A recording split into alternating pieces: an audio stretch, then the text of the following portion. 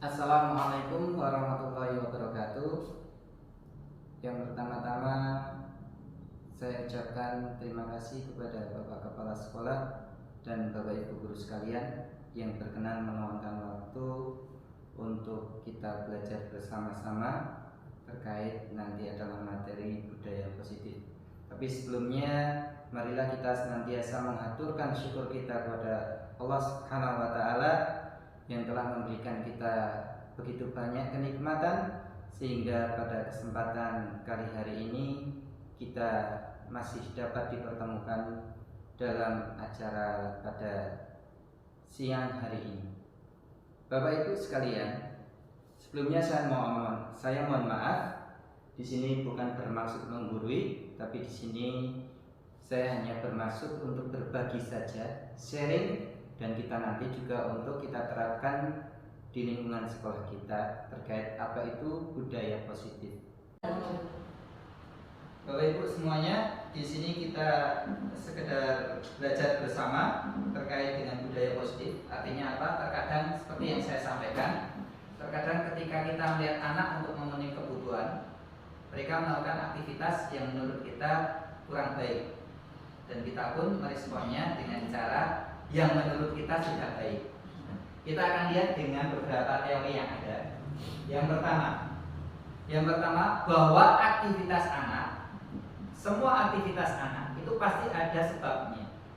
Nah, dalam sebuah teori itu ada 5 kebutuhan dasar manusia. Jadi termasuk kita, bukan anak.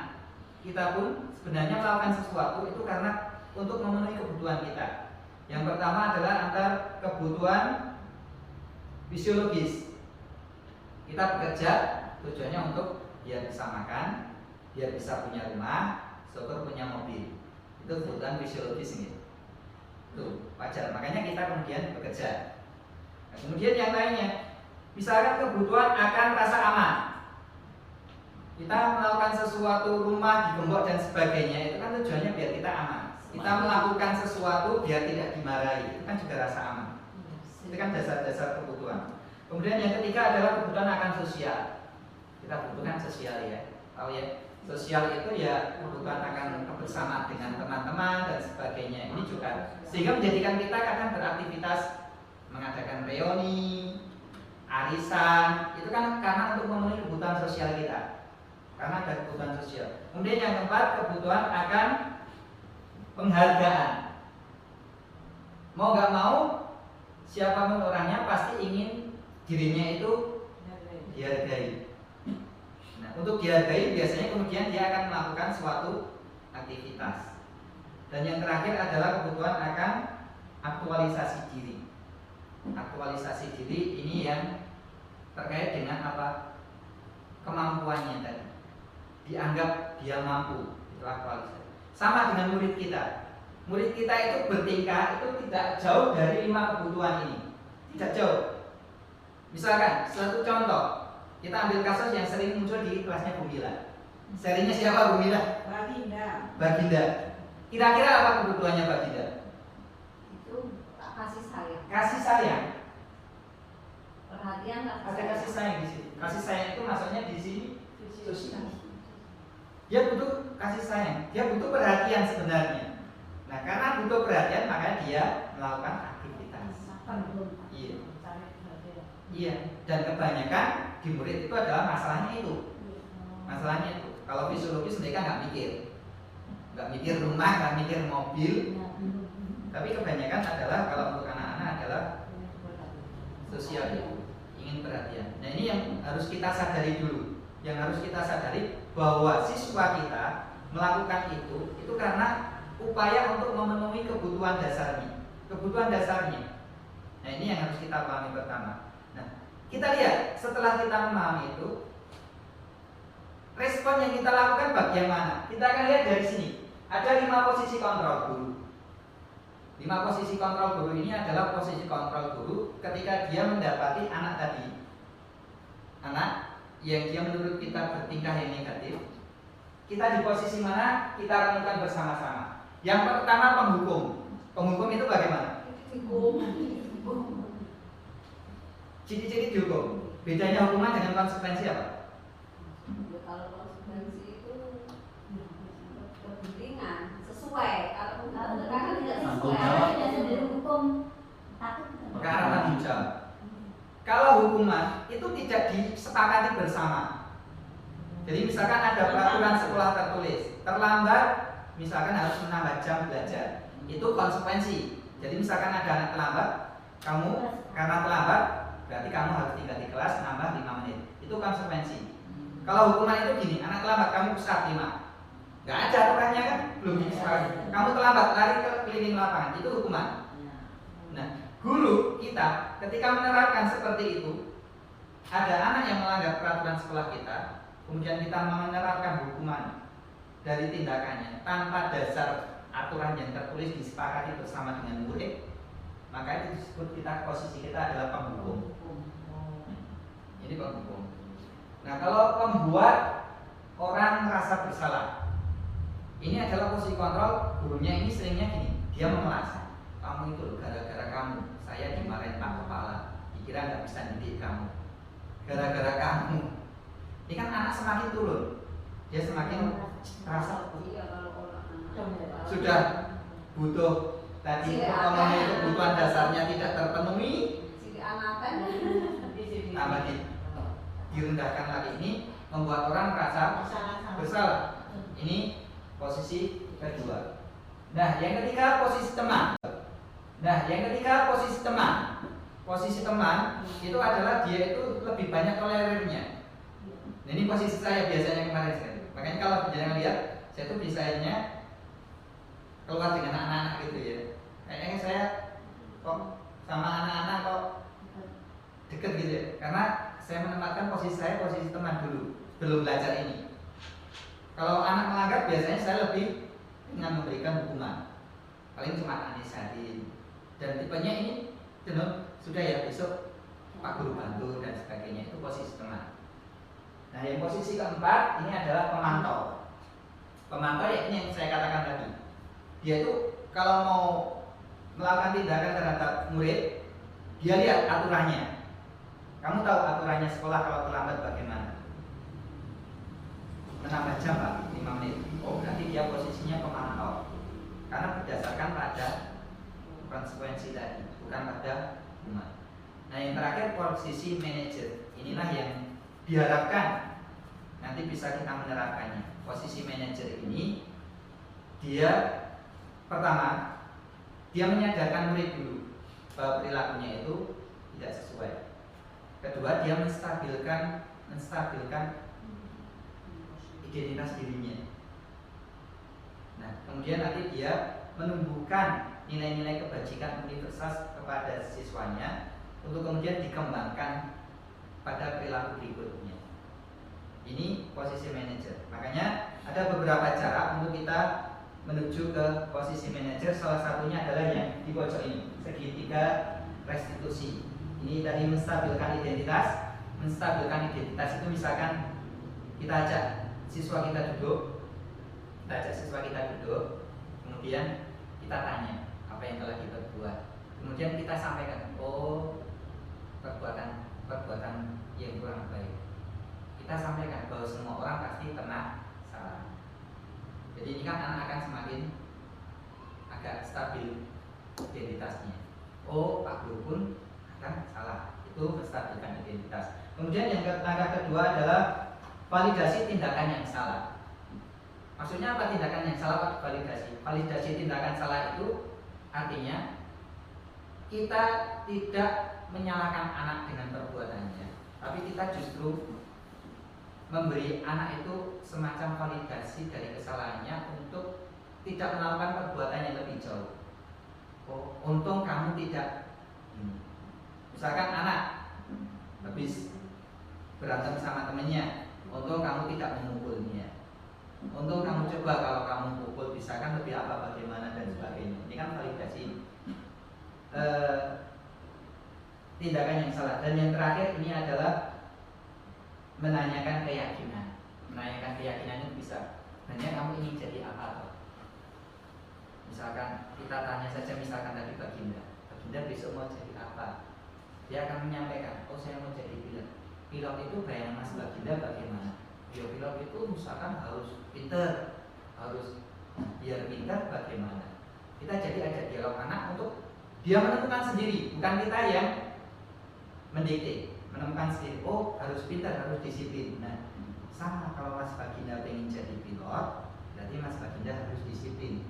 Kalau mau disiplin bagaimana Mas Baginda? Nah itu nanti kita ajak dialog anaknya. Nanti setelah ketemu keyakinan itulah, yang keyakinan itu diharapkan kita nanti untuk dapat apa? Menjadikan anak itu tertanam keyakinan tersebut sehingga kedepannya dia membudayakan ini, membudayakan nilai kebajikan ini sehingga menjadi budaya yang positif. Tidak seperti yang selama ini saya lakukan. Saya ketemu anak biasanya kan dibawa ke saya atau Pak Indri. Cuma katanya saya besok nggak boleh lagi ya, sudah kembali ke kelas. Besok anak ngulang lagi karena apa? Gak ada keyakinan yang dia yakini. Gak ada yang namanya tadi validasi tindakan yang salah tadi.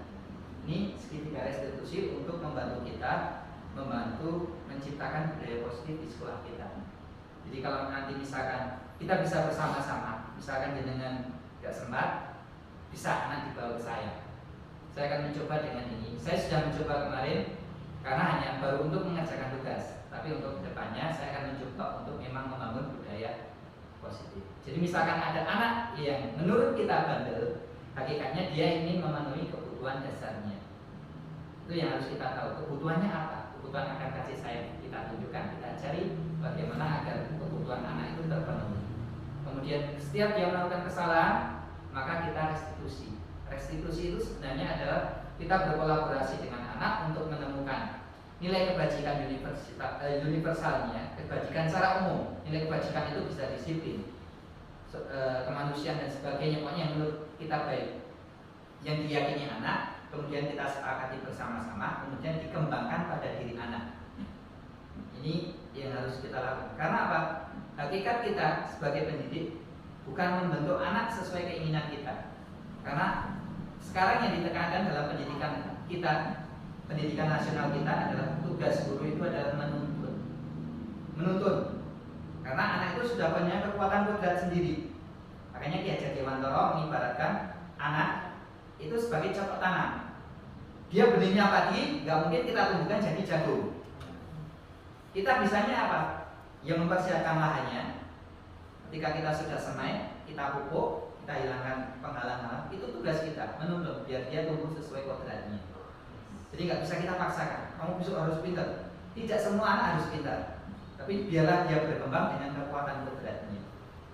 Satu contoh ya, bisa jadi nanti kita akan mendapati justru anak-anak yang aneh ini besok dewasanya yang ingat sama kita.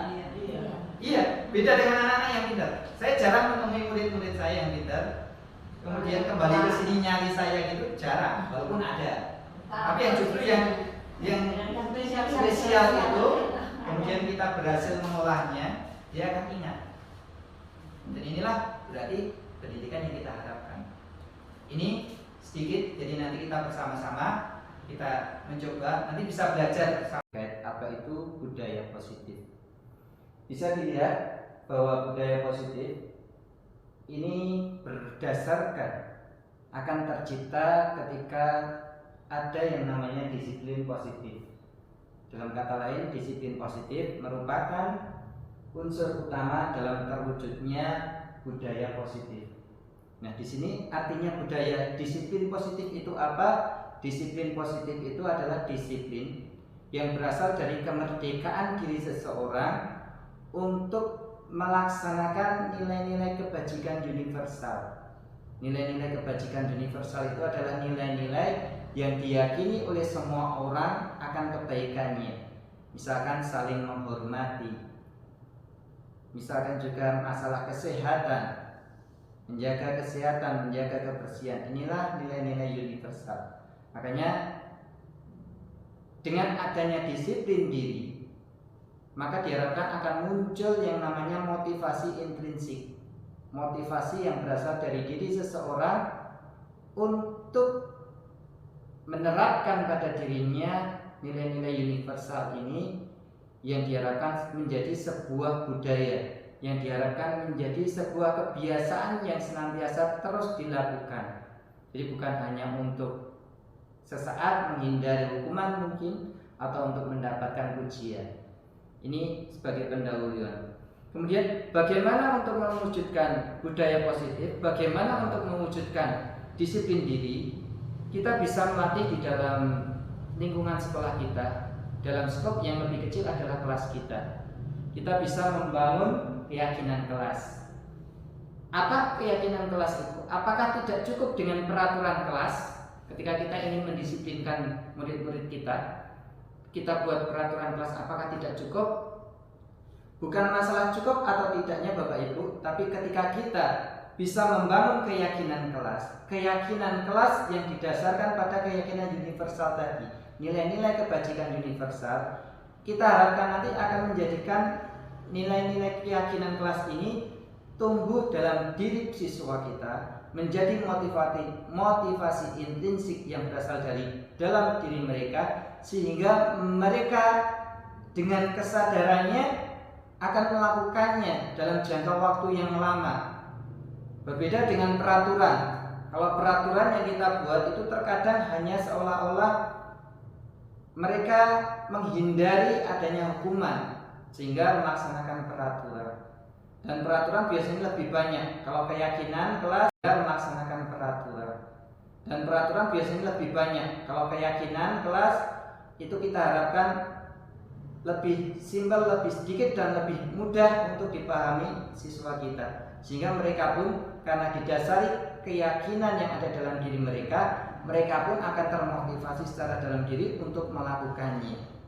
Jadi bukan hanya karena untuk terhindar dari hukuman, bukan karena hanya untuk tidak dihukum oleh guru atau tidak dikucilkan dari lingkungannya, tapi dengan keyakinan akan terbentuk yang namanya sikap yang terus dilakukan oleh siswa tersebut. Lalu bagaimana kita membangun keyakinan kelas? Kita bisa tinjau dari peraturan kelas yang kita telah buat. Dari peraturan kelas yang telah kita buat, kita lihat, kita diskusikan dengan peserta didik kita. Kemudian di situ kita lihat mana peraturan kelas itu yang awalnya adalah menggunakan kata-kata yang mungkin adalah bersifat negatif. Contohnya adalah tidak boleh berlarian di kelas. Kita coba rubah kalimat tersebut dengan kalimat-kalimat yang positif. Misalkan berjalan di kelas. Misalkan seperti itu. Tidak boleh membuang sampah sembarangan di kelas. Kita ganti dengan membuang sampah pada tempatnya. Atau contoh yang lainnya, tidak boleh meletakkan barang sembarangan. Kita rubah menjadi meletakkan barang pada posisi semula. Ini yang berikutnya. Setelah meninjau, kita diskusikan dengan murid-murid kita bagaimana peraturan kelas ini. Dengan seperti tadi, merubah menjadi kalimat positif.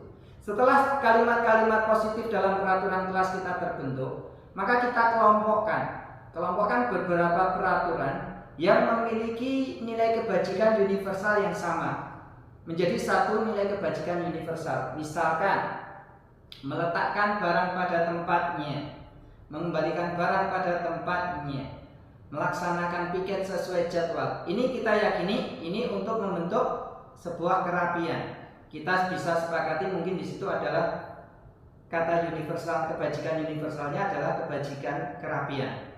Kita bentuk kerapian, kita awal seperti itu dulu. Atau misalkan ketika mendengarkan guru itu atau tidak memanggil dengan panggilan yang baik, misalkan kepada teman. Apa mendengarkan guru, memanggil dengan panggilan yang baik? Nilai kebajikan yang ingin kita capai dengan kalimat-kalimat yang positif itu adalah menghormati orang lain. Bisa kita ambil menghormati orang lain. Ini nilai-nilai kebajikan. Nah, dari nilai-nilai kebajikan yang terbentuk tadi, kemudian kita jadikan kesepakatan kelas. Kita jadikan kesepakatan kelas, misalkan setiap anggota kelas menjaga kerapian kelas. Setiap anggota kelas saling menghormati. Jadi ini dari peraturan yang mungkin banyak tadi akan terminimalisir atau istilahnya menjadi lebih sedikit. Dan ini lebih mudah diingat peserta didik dan mudah untuk dilaksanakan bersama-sama. Berbeda dengan peraturan yang terkadang kita terlalu banyak sehingga anak-anak tidak termotivasi dalam diri untuk melaksanakannya. Tapi dengan keyakinan, dan itu diyakini bersama-sama bahwa menghormati orang lain adalah nilai-nilai kebajikan yang harus ditanamkan dan itu baik dilaksanakan, kemudian kerapian juga baik dilaksanakan, diharapkan mereka akan muncul ini. Sehingga muncul yang namanya tadi budaya-budaya yang diharapkan akan mereka tanamkan. Jadi tidak secara spesifik, namun secara umumnya, secara universalnya mereka mengetahui tujuan dari peraturan yang kita buat itu apa. Bahwa tidak boleh membuang sampah, tujuannya adalah tercipta kebersihan di kelas. Kita tadi membuat keyakinan kelas, setiap peserta menjaga kebersihan. Itulah yang kita maksud dengan keyakinan kelas. Jadi berbeda dengan peraturan. Kadang anak dengan peraturan tidak mematuhi atau tidak mengetahui apa tujuan peraturan itu dibuat. Namun dengan keyakinan kelas ini kita justru menunjukkan tujuan dari apa keyakinan kelas. Tujuan dari peraturan yang kita buat menjadi keyakinan ini adalah ini. Satu, mungkin kebersihan. Dua, kenyamanan dan sebagainya. Sehingga kelas itu akan tercipta lingkungan positif.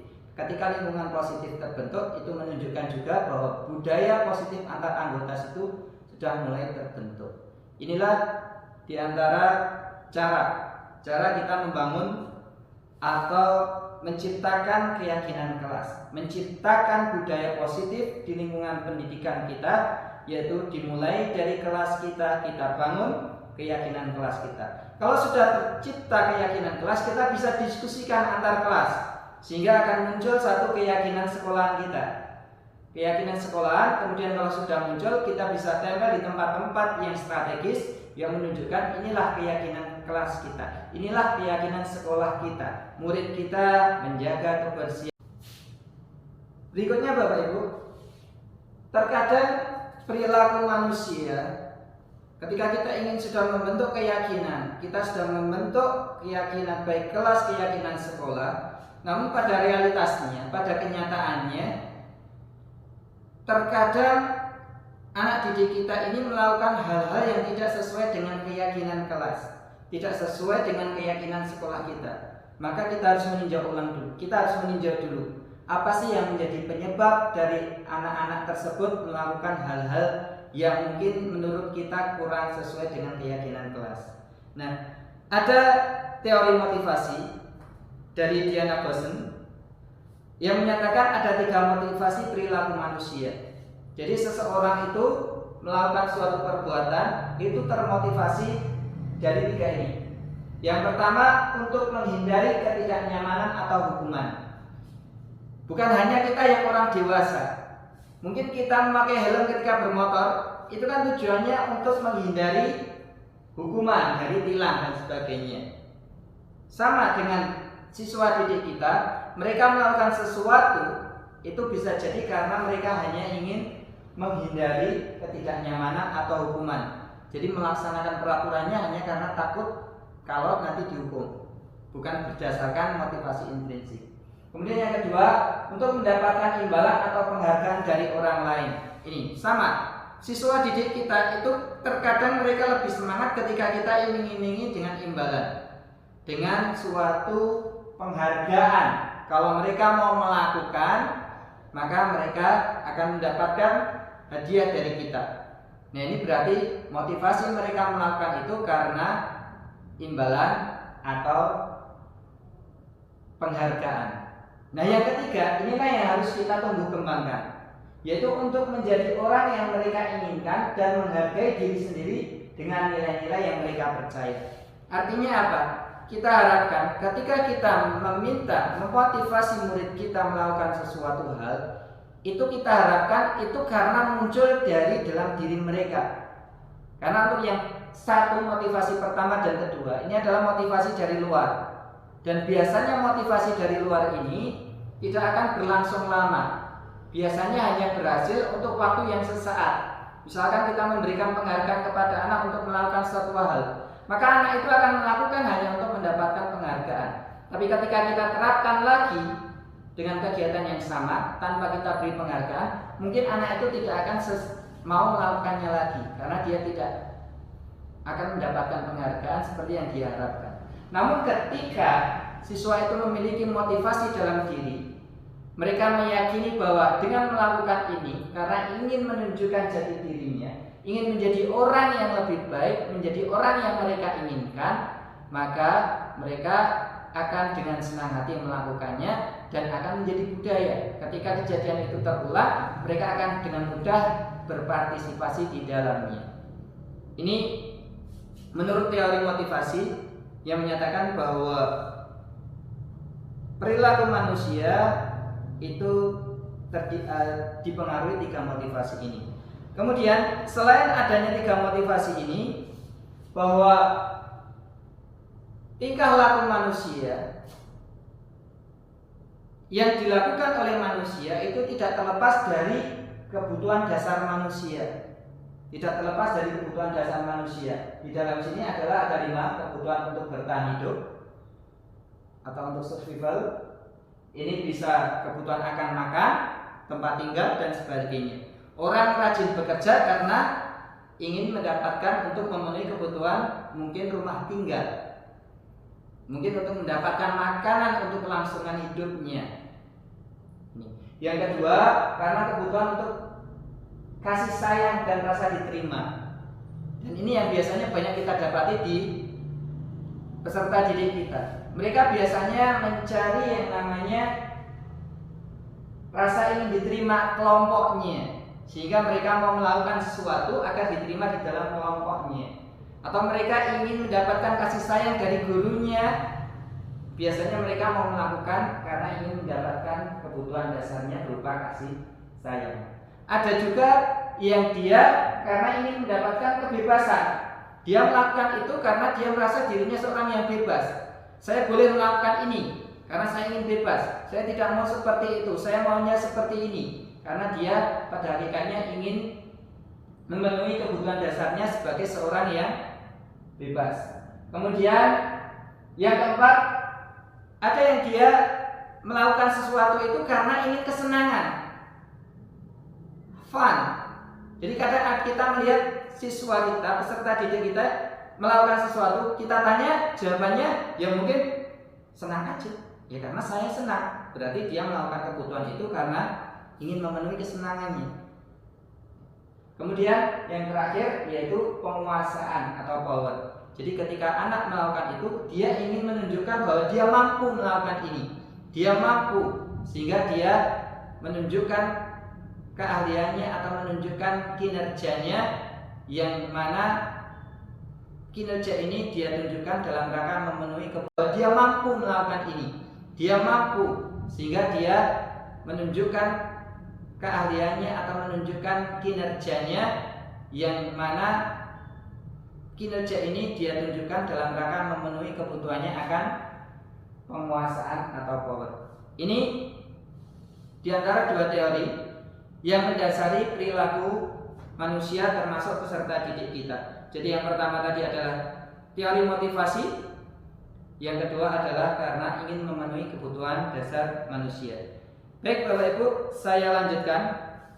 Kalau di awal tadi, di dalam motivasi yang mendasari manusia tadi, salah satunya adalah untuk mendapatkan penghargaan. Terkadang kita menggunakan penghargaan untuk memotivasi siswa kita melakukan suatu kegiatan yang kita inginkan.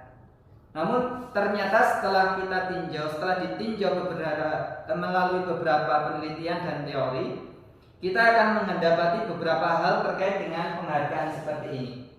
Yang pertama, bahwa penghargaan itu pengaruhnya akan efektif hanya untuk jangka pendek, tidak untuk jangka panjang. Seperti yang saya sampaikan tadi, ketika kita ingin anak kita, peserta didik kita melakukan, kita beri penghargaan, dia akan cepat karena hanya untuk mendapatkan penghargaan. Tapi setelah waktu dengan kegiatan yang sama, dia mungkin tidak secepat ketika kita tawarkan penghargaan.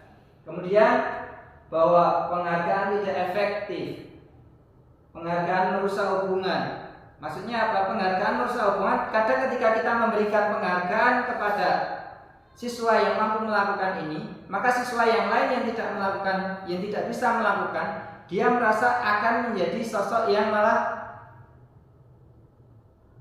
gagal. dia tidak mau mencoba lagi. Terkadang malah terjadi semacam gap-gap di antara, oh ini yang bisa terus berarti anak pintar, yang ini yang pernah mendapatkan penghargaan, dia merasa dirinya sosok yang gagal sehingga dia berkumpul dengan teman-teman yang tidak pernah mendapatkan penghargaan, sehingga akan adanya merusak hubungan antar teman. Atau juga termasuk mengurangi ketepatan, karena terkadang dengan penghargaan adanya kompetensi yang tidak sehat. Mereka hanya fokusnya adalah penghargaan, mereka kurang memperhatikan penelitian, mereka hanya fokus yang penting selesai, kemudian mendapatkan penghargaan. Sama, dapat menurunkan kualitas yang ini, sehingga ketika tidak ada penelitian, sehingga secara tidak langsung kualitas dari kinerjanya akan menurun. Kemudian juga dengan penghargaan terkadang mematikan kreativitas. Karena apa? Seseorang yang ingin mendapatkan penghargaan, dia hanya fokus kepada penghargaannya, tapi tidak mau mencoba untuk hal yang baru. Dia takut kalau mencoba hal yang baru justru akan tidak sesuai dengan yang diharapkan, kemudian tidak akan mendapatkan penghargaan. Dan ini juga penghargaan itu adalah menghukum. Dikatakan penghargaan menghukum karena pada hakikatnya tadi, seperti yang saya sampaikan di awal, terkadang siswa yang mendapatkan penghargaan terus dia akan merasa dia orang pintar. Kemudian siswa yang tidak pernah mendapatkan penghargaan, dia merasa dirinya adalah individu yang gagal, sehingga dia merasa dihukum, merasa saya tidak akan pernah bisa, seperti itu, sehingga dia seolah-olah dihukum dengan adanya penghargaan ini. Dan yang terpenting adalah yang bawah. Jadi yang lebih penting itu motivasi dari dalam diri, karena motivasi dalam diri ini pada hakikatnya adalah penghargaan. Sebagai contoh adalah ketika kita mengajarkan kepada peserta didik kita untuk membaca. Pertama kita kenalkan huruf A, B, C. Kita kenalkan bagaimana menulisnya. Dan ketika anak bisa menulis itu atau bahkan merangkai huruf menjadi kata, akan kelihatan wajah berbinar mereka. Inilah bentuk penghargaan yang sebenarnya. Bentuk penghargaan dari motivasi dari dalam diri mereka. Mereka bukan butuh penghargaan dari luar, tapi mereka penghargaan berupa keberhasilan mereka, kemampuan mereka dalam mengucapkan atau membaca inilah. Inilah yang kita harapkan nanti kita kembangkan untuk membentuk sebuah budaya yang positif. Jadi bukan motivasi dari luar yang kita banyakkan, tapi justru bagaimana kita mencoba membangun budaya positif di sekolah kita dengan menciptakan disiplin diri yang berada dalam diri anak-anak, dengan kita wujudkan melalui keyakinan-keyakinan, baik keyakinan sekolah maupun keyakinan kelas. Selanjutnya Bapak Ibu, dalam menyikapi dari perilaku anak yang mungkin menurut kita kurang baik atau meningkat, kita akan merefleksi diri kita. Kita akan merefleksi apa sih yang biasa kita lakukan, apa yang biasa kita berikan kepada peserta didik manakala peserta didik itu melakukan perbuatan yang melanggar peraturan atau yang menurut kita adalah menyimpang. Kita lihat dulu. Yang pertama adalah hukuman. Hukuman ini sifatnya biasanya dia tidak terencana, tiba-tiba, dan anak tidak dilibatkan dalam diskusi untuk menentukan hukuman. Maka ini dikatakan hukuman. Sebagai contoh, ketika ada siswa terlambat, langsung kita suruh keliling lapangan 3 kali. Ini adalah bentuk hukuman. Karena anak tidak tahu dan tidak tertulis dalam dokumen sekolah kita, dalam peraturan sekolah, bahwa siswa yang terlambat akan bagaimana. Misalkan tidak tertulis, namun kita memutuskan, kamu karena terlambat maka lari. Maka ini adalah bentuk hukuman. Jadi tidak terencana, langsung diputuskan, siswa tidak diajak dialog. Kemudian yang kedua, konsekuensi. Kalau konsekuensi ini lebih terencana dan sudah disepakati, sudah dibahas dan disetujui. Sebagai contoh seperti ini, ketika ada siswa terlambat masuk kelas, sebelum tahun pelajaran baru mungkin kita sudah membuat peraturan. Ketika siswa terlambat, maka dia harus menambah jam di luar jam pelajaran. Misalkan seperti itu. Misalkan dia terlambat 5 menit, maka ketika nanti istirahat, maka dia harus menambah 5 menit untuk mendalami materi yang tadi telah jam di luar jam pelajaran. Misalkan seperti itu. Misalkan dia terlambat 5 menit, maka ketika nanti istirahat, maka dia harus menambah 5 menit untuk mendalami materi yang tadi telah dipelajari. Maka hal ini disebut konsekuensi, karena konsekuensi dari dia terlambat, dia harus menambah jam, dan ini sudah disepakati. Nah, yang ketiga adalah restitusi. Restitusi yaitu proses menciptakan kondisi bagi murid untuk memperbaiki kesalahan mereka sehingga mereka bisa kembali pada kelompok mereka dengan karakter yang lebih kuat. Nah, ini. Jadi kalau restitusi ini adalah upaya mengembalikan siswa ke dalam lingkungannya dengan kesadarannya, tapi ketika kembali ke dalam lingkungannya, dia memiliki karakter yang baru yang lebih baik. Ini restitusi. Nah, sekarang kita coba melihat pada diri kita. Selama ini yang kita terapkan mana? Apakah hukuman? Apakah konsekuensi? Atau restitusi? Nah, di antara ketiga ini, mana yang lebih baik? Tentu yang lebih baik adalah restitusi. Artinya apa? Kita bisa memperbaiki karakter siswa, mengembalikan mereka dalam lingkungannya, tidak menjadikan mereka sesosok individu yang merasa gagal. Kalau hukuman kan kita merasa menjadikan mereka sosok yang gagal dan biasanya tidak berpengaruh pada tingkah laku mereka berikutnya. Konsekuensi juga seperti itu. Terkadang walaupun sudah didiskusikan, tapi tidak menimbulkan kenyamanan bagi mereka dengan konsekuensi-konsekuensi yang ada. Baik, ada beberapa restitusi yang bisa nanti kita lakukan, tapi sebelumnya kita lihat dulu ciri-ciri dari restitusi. Yang pertama, restitusi itu bukan untuk menebus kesalahan, namun untuk belajar dari kesalahan. Jadi restitusi itu bukan hanya misalkan anak memecahkan barang temannya, kamu harus mengganti. Bukan hanya seperti itu, bukan hanya untuk menebus kesalahan dengan menggantinya, tapi untuk bagaimana nanti berikutnya dia tidak melakukan merusak barang temannya itu. Kemudian restitusi biasanya lebih memperbaiki hubungan. Karena kalau hanya dengan hukuman, kadang justru akan menjadikan hubungan itu jauh atau renggang. Misalkan guru menghukum seorang murid, murid akan teringat, ada semacam ketakutan. Namun dengan restitusi, dengan adanya dialog dan sebagainya, maka akan memperbaiki hubungan. Kemudian restitusi adalah tawaran, bukan paksaan. Artinya apa? Restitusi nanti itu adalah sebuah dialog. Dialog, kita tawarkan kepada siswa kita apa nilai kebajikan yang ingin dicapai, apa yang ingin dilakukan setelah ini. Jadi tidak kita tentukan, tidak kita paksakan, tidak kamu harus seperti ini, kamu harus melakukan ini karena kamu telah ini, kamu harus ini, tidak. Tapi adanya dialog dan menawarkan kepada mereka untuk menjadi lebih baik dengan melakukan apa yang dia inginkan. Kemudian juga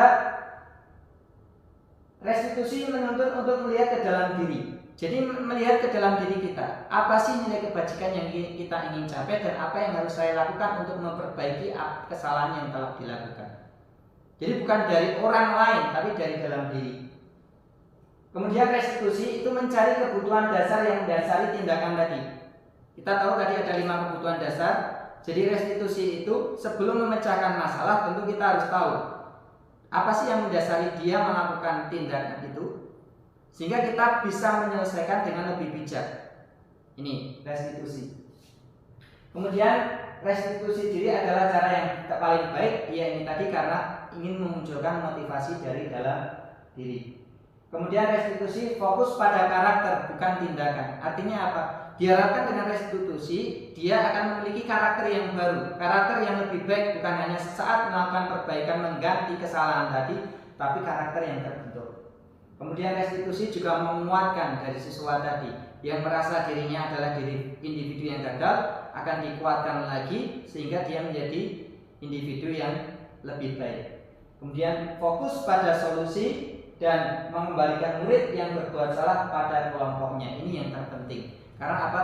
Ketika kita melihat siswa yang melakukan kesalahan, kemudian kita memberikan feedback atau mungkin memberikan semacam pembinaan, justru kadang-terkadang menjadikan mereka terpisah dari lingkungannya untuk kembali membawa kepada teman-temannya, mereka ada kecenderungan untuk malu dan sebagainya. Namun dengan restitusi diharapkan mengembalikan murid yang berbuat salah pada kelompoknya.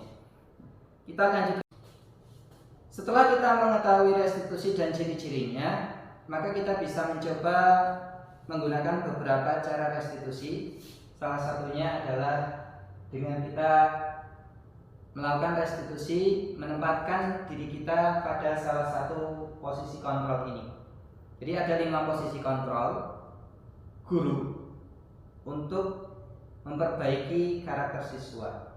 Nah, restitusi itu nanti mengarah kepada yang posisi kontrol manajer.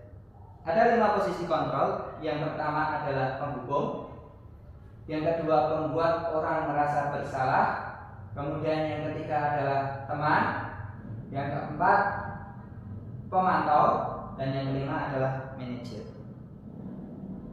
Apa itu penghukum? Penghukum itu adalah posisi kontrol di mana ketika seseorang murid melanggar aturan, maka guru langsung memberikan semacam hukuman-hukuman kepada muridnya tanpa ada dialog, tanpa ada peraturan yang tertulis, tanpa ada konsekuensi yang sebelumnya telah dibahas, langsung diputuskan saat itu. Dan biasanya posisi kontrol penghukum ini akan menjadikan semacam peserta didik itu menimbulkan identitas gagal, bisa memunculkan rasa dendam, bisa memunculkan ketidaknyamanan, dan tidak memberikan perubahan karakter biasanya. Dan biasanya nadanya keras karena sifatnya penghukum ini. Kemudian yang kedua adalah pembuat rasa bersalah, dan ini juga membentuk identitas gagal. Karena apa? Di sini pembuat rasa bersalah itu walaupun dia nadanya mungkin malah justru memelas. Kamu ini loh, karena yang kamu lakukan, bisa-bisa Pak Guru dimarahin bapak kepala. Nah, seperti inilah contoh pembuat merasa orang bersalah. Bukannya anak itu semakin tenang, tapi dia semakin diturunkan, dia semakin ditakutkan. Karena dampaknya loh, orang lain ikut merasakan akibatnya. Kurang lebih seperti ini. Jadi dia membuat merasa orang bersalah. Dia menggunakan seperti itu, dan ini pun akan masih menimbulkan ketidaknyamanan kepada siswa. Posisi kontrol yang ketiga adalah sebagai teman. Ini biasanya dia membuatkan alasan-alasan untuk murid-muridnya. Dia mungkin akan memberikan semacam ketenangan bagi muridnya. Ya sudah, nanti Pak Guru bantu ya. Seperti itu mungkin kalimatnya yang dia gunakan, sehingga murid ini, wah, dia sebagai seorang teman dia teman saya yang selalu ada setiap saat. Dia teman saya yang akan menyelesaikan masalah saya. Nah, ini agak mendingan. Ini masih masuk pada perilaku kontrol positif. Ini mulai kontrol positif. Tapi terkadang justru ketika seperti ini peserta didik dia akan tergantung pada sosok guru yang dianggap teman tadi. Ketika gurunya ini tidak ada atau mungkin tidak membantunya, dia akan kecewa, sehingga akan berdampak di belakangnya nanti. Kemudian yang keempat, posisi kontrol yang keempat adalah akan berdampak di belakangnya nanti. Kemudian yang keempat, posisi kontrol yang keempat adalah pemantau. Kalau pemantau ini perilaku kontrol positif, yang mana dia mendasarkan setiap tindakan yang diberikan kepada peserta didik yang melanggar itu berdasarkan konsekuensi yang telah disepakati sebelumnya. Dia melakukan atau memberikan tindakan kepada siswa tadi berdasarkan peraturan sekolah yang ada. Misalkan kamu terlambat, coba kamu lihat apa peraturan sekolah kita bagi siswa yang terlambat. Misalkan harus menambah jam pelajaran, ya sudah, kamu nanti pulang sekolah menambah pelajaran. Ini adalah bentuk pemantau. Dia mendasarkan setiap perilakunya bagi anak didiknya itu berdasarkan konsekuensi yang sudah ada, yang sudah disepakati. Ini posisi pemantau. Ini masih dianggap tidak memberikan kenyamanan. Masih terkadang muncul ketidaknyamanan pada diri siswa. Nah, yang terakhir adalah posisi kontrol manajer, yang mana manajer ini lebih mengedepankan dialog, kemudian membangun keyakinan dulu, membangun keyakinan pada siswa akan kebajikan universal, kemudian mencari solusi masalah yang menjadi penyebab atau kebutuhan apa yang dia ingin capai kok sehingga terjadi perbuatan seperti itu, dan tidak memaksakan suatu tindakan dari konsekuensi dari perbuatan penyimpangan atau pelanggaran peraturan tadi, tapi dialog apa yang hendak dilakukan. Jadi ini restitusi seperti halnya restitusi, ciri-ciri restitusi awal tadi. Ini posisi control manager. Jadi dia memfasilitasi peserta didik tadi untuk mengenali diri, mengenali kebutuhan apa sih yang sebenarnya dia inginkan, dan nilai kebajikan apa sih yang ingin dicapai, perbuatan apa, karakter apa yang sebaiknya dilakukan. Inilah fungsi manajer. Jadi bukan sepihak dia menentukan siswa harus begini-begini, namun justru dia membangun dari diri siswa agar mau membentuk karakter yang lebih baik. Atau restitusi yang kedua, kalau tadi adalah dengan posisi kontrol, yang kedua ini adalah dengan menggunakan segitiga restitusi. Ada 3 tahapan dalam segitiga restitusi, yaitu menstabilkan identitas. Kita bisa dengan ketika ada siswa yang melanggar peraturan, kemudian kita bersama-sama dialog, kita stabilkan dulu identitas peserta itu. Bagaimana caranya? Dengan seperti mengucapkan kalimat-kalimat seperti ini. Setiap orang pasti pernah melakukan kesalahan. Ketika kita menyampaikan ini, harapannya siswa ini merasa bukan dirinya saja yang pernah melakukan kesalahan, sehingga oh iya, setiap orang pasti pernah melakukan kesalahan. Kalau sudah identitasnya stabil, anak tadi sudah mulai emosinya turun, ya mungkin bahasa mudanya seperti itu, maka kita lanjutkan ke tahap berikutnya, yaitu validasi tindakan yang salah. Validasi tindakan yang salah ini salah satu tujuannya untuk mengetahui alasan atau dasar siswa ini melakukan tindakan yang melanggar peraturan tadi. Bisa dengan kalimat-kalimat seperti, kamu tentu punya alasan mengapa melakukan itu. Atau dengan kalimat yang lainnya, adakah cara yang lebih efektif untuk mendapatkan apa yang kamu butuhkan. Ini validasi tindakan yang salah. Jadi dilakukan dialog lagi setelah stabil, maka akan mudah bagi kita untuk masuk dalam dunia anak, sehingga kita bisa mengetahui apa sih yang mendasari tindakan itu dan apa sih yang sebenarnya bisa dia lakukan lebih baik, yang lebih baik. Baru kita lanjutkan ke langkah yang ketiga, yaitu menanyakan keyakinan. Contohnya kita bisa menanyakan keyakinan kelas apa yang telah kita sepakati, atau kamu ingin menjadi orang seperti apa, sehingga kita tahu kalau dia ingin menjadi orang seperti ini, sifatnya seperti ini, maka diharapkan ke depannya dia juga harus menghiasi dirinya dengan sifat-sifat karakter-karakter yang dia yakini tadi. Jadi yang dia yakini, bukan yang kita tuntunkan, dari yang dia yakini, sehingga muncullah motivasi dalam diri tadi. Nah, ketika muncullah motivasi dalam diri, maka kita harapkan siswa ini akan kembali ke lingkungannya setelah adanya restitusi, dan dia akan berkarakter dengan yang lebih baik di dalam lingkungannya. Dia kembali ke dalam lingkungannya dan akan memberikan budaya lingkungan yang positif bagi kita semuanya, dan akan tercipta budaya positif bagi sekolah kita. Ini kurang lebih yang dapat saya sampaikan. Saya mohon maaf jika terbanyak salah kesalahan dalam menyampaikan, kurang lebihnya mohon maaf. Akhirul kalam, wassalamualaikum warahmatullahi wabarakatuh.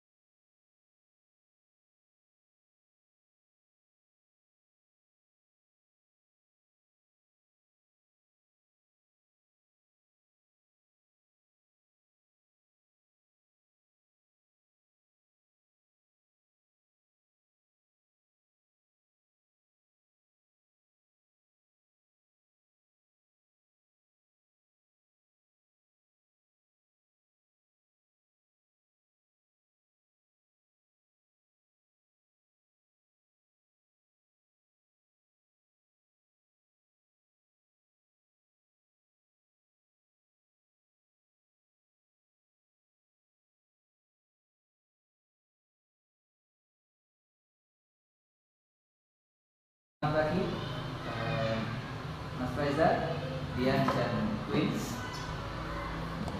Pak Guru di sini melihat tadi kalian berangkat jam berapa, Mas Reza? 7:20. Mas Dian? 7:10. Bersama Queen tadi ya, 7:10. Baik. Menurut kalian di sekolah kita ini jam berapa seharusnya kita hadir? 6:30 atau sebelum jam 7. Jadi menurut kalian tindakan kalian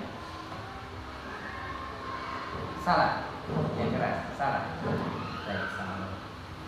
Tapi tidak mengapa. Begini maksudnya, mungkin terkadang ya kita telat itu kan mungkin karena ada sesuatu dan berbuat salah.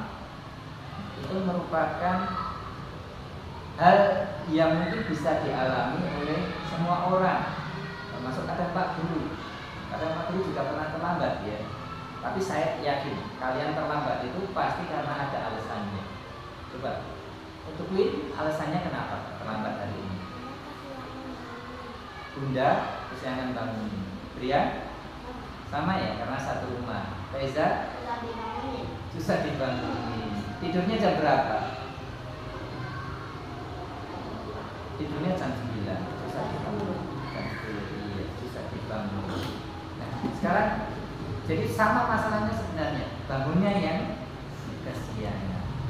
Kira-kira kenapa lagi kok kalian bangunnya bisa kesiangan tadi? Susah dibangunin, memang karena susah. Setiap harinya susah dibangunin gitu ya. Kalau dia memang mamanya banguninnya jam-jam segitu. Oh iya, jam-jam segitu. Baik, karena peraturan di sekolah kita adalah kita berangkat sebelum jam 7 dan kalian itu terlambat karena susah dibangunin. Nah, sekarang Pak Guru tanya, kira-kira kalian ingin nggak misalkan bisa berangkat lebih awal? Yang keras jawabnya ya, ingin. Baik, kalau kalian ingin, saya mau tanya, apa yang bisa kita lakukan bersama biar kalian bisa bangun lebih awal dan berangkat ke sekolah sebelum jam 7? Siapa dulu yang mau menyampaikan? Atau dari Kaisa yang keras ya jawabnya?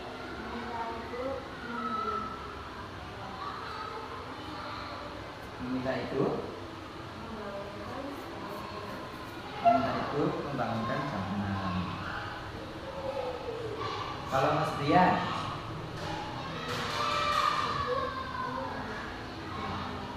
membangunkan lebih awal, meminta ibu supaya membangunkan lebih awal. Wih, sama yang mana? Sama Brian. Coba selain itu, misalkan ibu lupa lagi, ada nggak kira-kira yang kalian bisa lakukan biar bangunnya lebih awal? Ada nggak? Coba dipikir. Atau kalian inginnya biar selain ibu, mungkin kan ibu kalau pagi kan sibuk masak dan sebagainya, lupa banguninnya. Kalian kan juga harus, mungkin yang muslim kan harus sholat subuh, bangunnya kan juga harus awal juga. Coba kira-kira ada nggak cara yang lainnya mungkin yang kalian bisa lakukan? Apa? Tidak ada, ya? Tidak ada juga. Kalau misalkan kalian di rumah ada jam beker, alarm, nggak ada juga.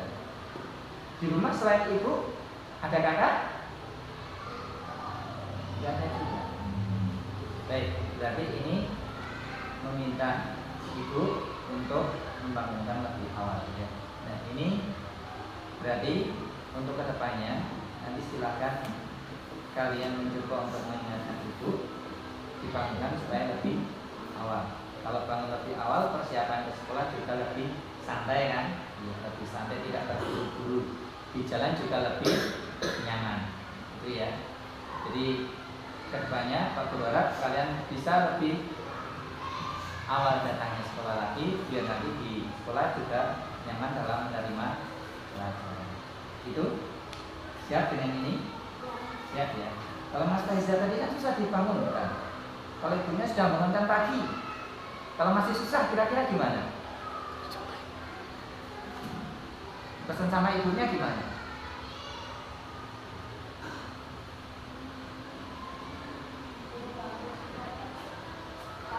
Caranya?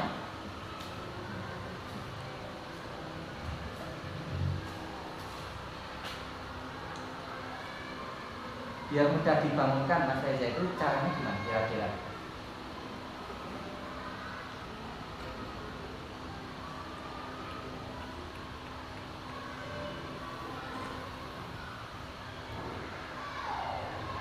Mungkin dicicipin air? Enggak. Atau dikit-dikit? Enggak juga. Apa kira-kira? Mas Reza yang mudah dibangunkan itu dengan cara bagaimana? Oh, ditarik. Ditarik apanya? Kakinya? Ya berarti pesan sama mamanya bangunkannya ditarik. Itu ya. Jadi semester depan saya harap kalian lebih berangkat lebih pagi-lagi supaya satu, nyaman di jalan, ya kan? Tidak terburu-buru kan kita kalau di jalan, sudah mau terlambat dan sebagainya. Dua, supaya nanti ketika menerima pelajaran itu juga nyaman, karena kita berangkat bareng-bareng, gitu ya. Kalau konsekuensinya di sekolah kalau terlambat bagaimana? Ada nggak kesepakatan kelas? Datang terlambat? Enggak ada. Itu jadi bisa nanti bersama-sama kalau teman-teman. Baik, itu dari Pak Guru. Nanti bisa kembali Pak. Saya Brian dari kelas 5B sekolah SDN 1 Jelambu. Saya ingin menyampaikan pengalaman di sini oleh Pak Guru. Pertama saya dipanggil Pak Bambang, perasaan saya takut. Tetapi semakin berjalan ke sini perasaan takut saya hilang dan saya ingin membenarkan perilaku yang tidak pantas dicontoh oleh semua orang dan saya ingin membenarkan perilaku saya.